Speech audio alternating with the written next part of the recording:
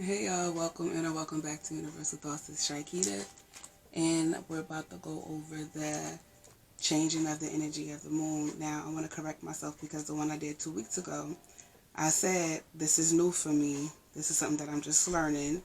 So as I learn, I'm going to correct myself. I said that every new moon is a different energy, but it's not. It's every new moon and every full moon. It's a different energy taking place. So 2 weeks ago, the new energy was Tahiti. I said it. I did it again. It was Tahuti. It was Tahuti, aka Thoth. And now the full moon till the next new moon is going to be uh, Metter. Yeah, Metter, aka Hathor. But it's Metter, Metter, uh, Metteret. Those are other names of hers. Um, she's one of Egypt's oldest known deities, also known sometimes as Lady of the Stars, Sovereign of the Stars, and Mother Goddess. You'd see her depicted as a woman with a cow head or the cow ears. She's wearing on her head red solar disc, wearing on her head a red solar disc between cow ears, or you'll just see her as a cow. Her color is turquoise, but she's known for wearing red mostly, and it's like because it means like passion. Her husbands were Ra, sun god Ra, Horus the Great. Some things say that it was Atum, Amun, and Kansu, which I think is Tahuti, which I do remember reading that. Her children are Ahai, Netahotep, and some things say that it was Horus the child. Her parents was Sun God Ra, and some things say it was Nut, goddess sky goddess Nut. Now the thing with Ra, it also says that she's his mother, and she's also the eye of Ra, being his feminine aspect. Excuse me. She's associated with Pharaoh and queens because of her connection to Osiris. She's also associated with the Milky Way, aka the Nile of the sky, and the sycamore tree. Now, being that she shares the ruling of the sky with Nut, during the fall and spring equinox, the Milky Way would align over the earth while touching where the sun rises and falls. There's two pillars. Some people call them cow legs. Some people call them cow legs. But it's two pillars that supports the sky with the stars on their bellies, constituting the Milky Way, representing Hathor. Now, basically, they say is basically she's all of that I just said is basically a pregnant cow, like pregnant with the sky and stuff like that. And that represents her.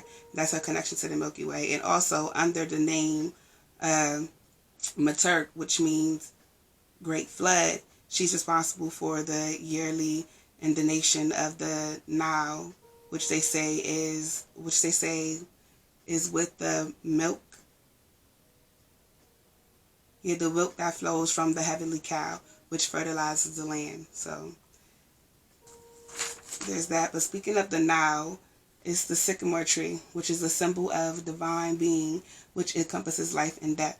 It grows spaces away from the Nile at the edge of the desert of death, but only if life-giving water is around.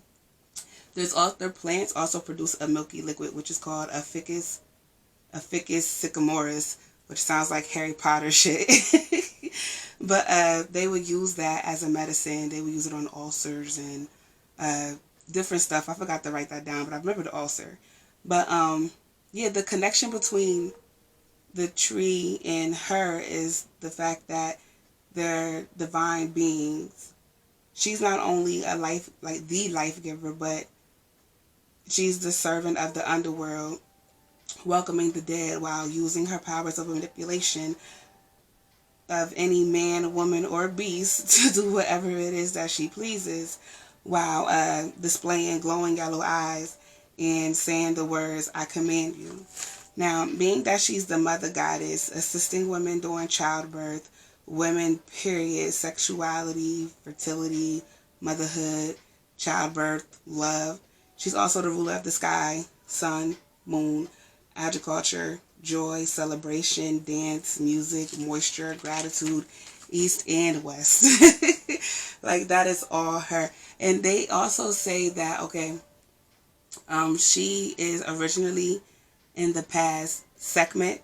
And Sekhmet, one of the things about her that she's most known for, most likely I'm going to do something about her, but just a little short, is that she was in anger, and while in anger, she ended up slaughtering all the humans and all that was pertaining to them, punishing them for their sins or whatever, under the orders of Ra.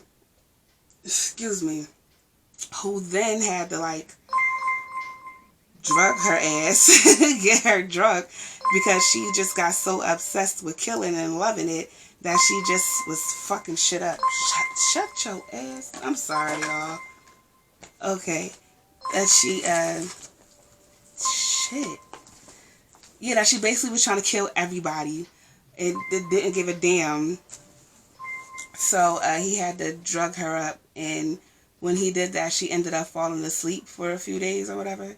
And then when she woke up, that's how she ended up being the Hathor that we know today.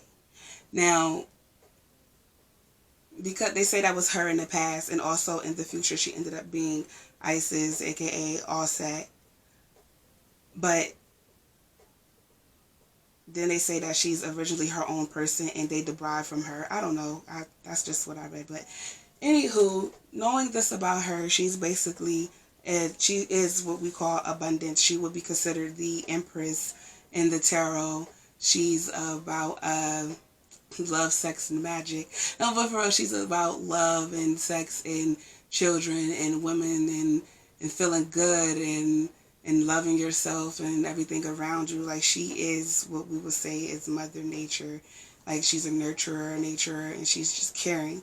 So knowing that about her, that is the energy that is with the moon and what we will be working with the moon.